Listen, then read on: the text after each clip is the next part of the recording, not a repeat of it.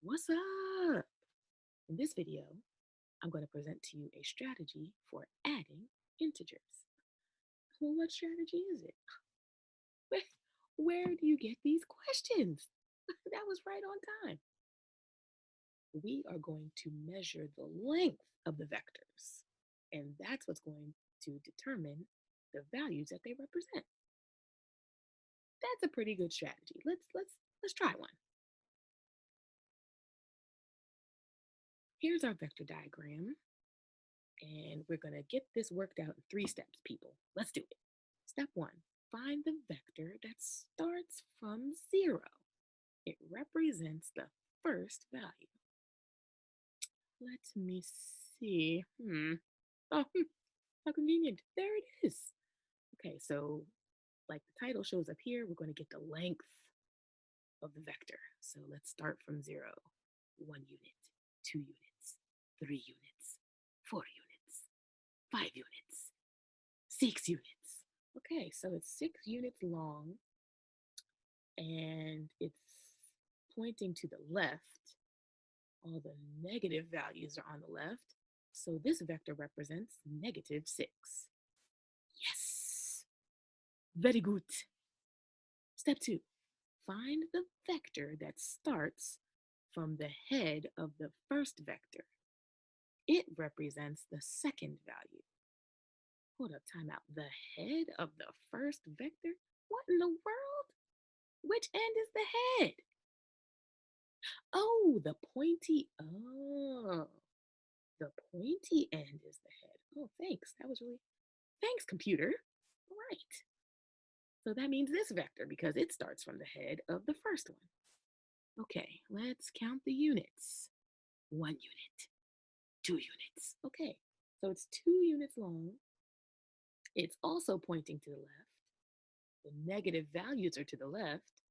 So that vector represents -2. That's what I'm talking about. Yeah, I'm smart. Yes, actually, we did that together, so we're smart. That's right. Okay, step 3.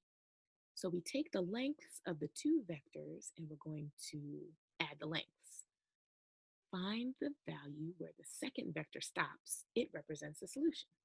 So a length of -6 plus a length of -2 stops at -8. The answer is -8. Ah, look at that. That was pretty good. Let's do another one. How convenient. I have another one. This is awesome. I love how this video is working out. Okay. Step 1, find the vector that starts from 0. It represents the first value. Okay, we're good at this. We know how to do this. There's the first vector. Let's count the units. Here's my unit counting voice. 1 unit, 2 units, 3 units, 4 units, 5 units, 6 units, 7 units, 7 units. And it's to the right, so it's positive. So it represents the number 7. Hey, wait a second. Did you notice that the number of units is the number we land on? That's the number it represents? Are you serious? So if we're starting from 0, we could just look at the head of the vector and get out of town. All right, how about that? So the first value is 7. Okay, all right, I'm getting the hang of this now. Step 2, find the vector that starts from the head of the first vector.